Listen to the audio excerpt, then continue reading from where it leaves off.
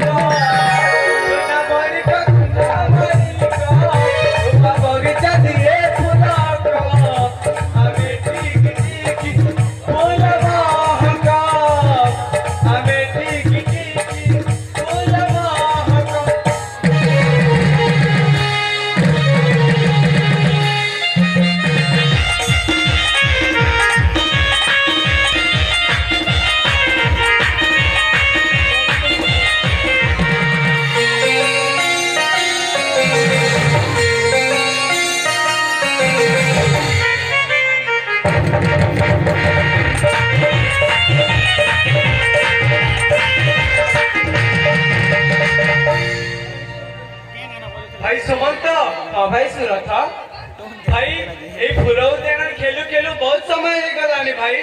हाँ भाई से पटे पापा मां व्यस्त होतिबे ताले घर को जीवा भाई। अरे ठीक अछि भाई। अरे ठीक अछि।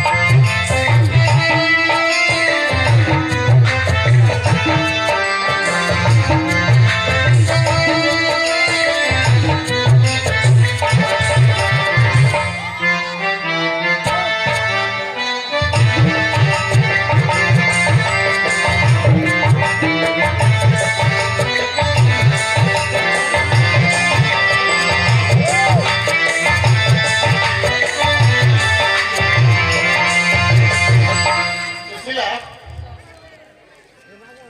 ମୋ ଶ୍ରୀମନ୍ତ ସୁମନ୍ତକୁ ମୁଁ ବହୁତ ସମୟ ହେଇଗଲା ମୋ ରାଜମହାସକୁ ଏପର୍ଯ୍ୟନ୍ତ ଦେଖି ନାହିଁ। ଆରେ ବାବା ହଁ ଆପଣ କେମିତି ଦେଖିବେ? ହଁ ସେ ପରା ଆମ ରାଜବଂଶର ସେଇ ଫୁଲ ବଗିଚାରେ ଖେଳୁଛନ୍ତି। ଆମ ରାଜମହାସର ସେଇ ଫୁଲ ବଗିଚାରେ ଖେଳୁଛନ୍ତି ନା? ହେଲେ ଯାଅ ସେମାନଙ୍କୁ ମୋ ପାଖକୁ ନେଇକି ଆସ। ଆଉ ଜମାରୁ କହିବନି କଣ? ତମ ପିତା ତମ ଅପେକ୍ଷାରେ ଅଛନ୍ତି ବୋଲି। ଠିକ ଅଛି ସ୍ୱାମୀ। ନିଶ୍ଚୟ ଆପଣ ଅପେକ୍ଷା କରନ୍ତୁ। ମୁଁ ଅତି ଶୀଘ୍ର ନେଇ ହଁ ମହାରାଣୀ ମୁଁ ଅପେକ୍ଷା କରିଅଛି।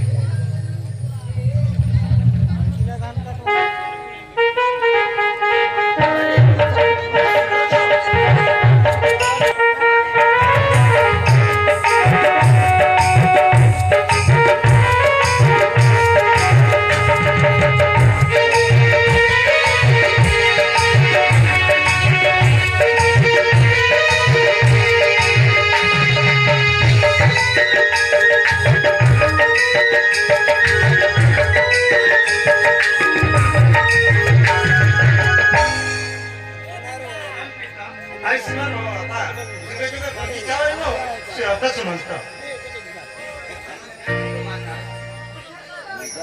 ରେ ବାପା ଶ୍ରୀରଥ ସୁମନ୍ତ ତୁମେ ଏତେ ସମୟ ହେଲା କୁଆଡେ ଯାଇଥିଲ ରେ?